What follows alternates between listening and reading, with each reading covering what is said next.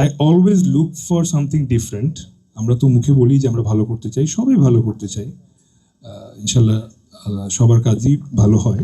So আমার ভালো চাওয়ার মধ্যে সবসময় একটা কমন জিনিস থাকে যে ডিফারেন্ট কিছু চাই, নতুন কিছু করতে চাই যেটা করি নাই।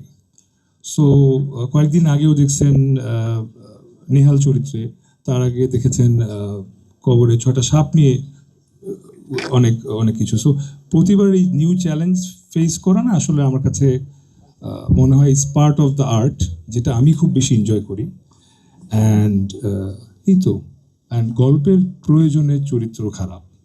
নীলার সঙ্গে প্রথম কাজ, এই নীলার সঙ্গে প্রথম কাজ কিভাবে হলো, কোথা থেকে হলো, কেন হলো, সব কিছু নিয়ে আসলে অনেক অনেক গল্প আছে।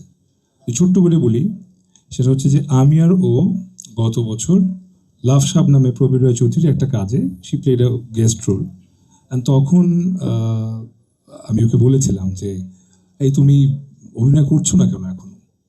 অ্যান্ড ও বলছিল ভাই আমি করবো যখন রাইট টাইম আসে। আমি কিছু ভুল কিছু বলছি না, এইভাবে মাইক্রোফোন আমি বেশি ভুল। আচ্ছা, ওকে। সো তখন থেকে I was looking for an opportunity যে নীলার সঙ্গে কখন কাজ করা যায়, কিভাবে কাজ করা যায়।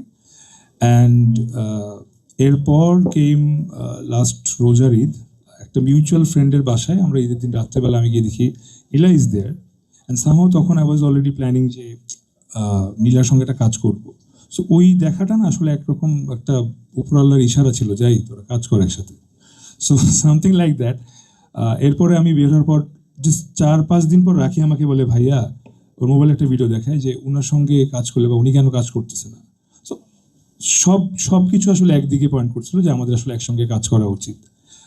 একটা সিন থেকেই আসলে ওই যেই সিনটা করেছিলাম লাভ সাবে, ওই সিন থেকেই আসলে আমাদের ফ্যান গ্রুপগুলো ভরে গেছিলো, ওর ফ্যান গ্রুপে আমার ফ্যান গ্রুপে এভরিওয়ানস টকিং অ্যাবাউট যে ওনাদের একসঙ্গে কাজ করা উচিত। সো সবাই যখন চাচ্ছিল জিনিসটা আসলে ঘটেই গেল। ওয়েব ফিল্ম হোক, নাটক হোক, ওটিটি হোক, সিনেমা হোক, আমার আসলে এখনো বেশি প্ল্যাটফর্মে পদচারণা হয়নি, বাট যে কটাই হয়েছে আমি সমান চেষ্টাই সবসময় করে যাই যে ভালো করার, ডিফারেন্ট কিছু করার। অ্যান্ড এইটার credit completely goes to our producer Sajal ভাই।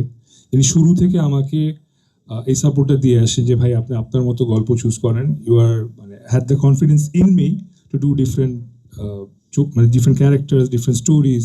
যে আপনি যে এই ভিউয়ের যুগে যেখানে হচ্ছে শুধু ভিউ এবং ইট ওয়াজ অ্যাকচুয়ালি ভেরি অ্যামেজিং। এবার আমার কাছে মনে হয় আপনারা যেহেতু প্রজেক্ট সম্পর্কে কিছু দেখলেন, আপনাদের কাছ থেকে যদি কোনো প্রশ্ন থাকে সেটা আপনারা এখন আমাদেরকে করতে পারেন।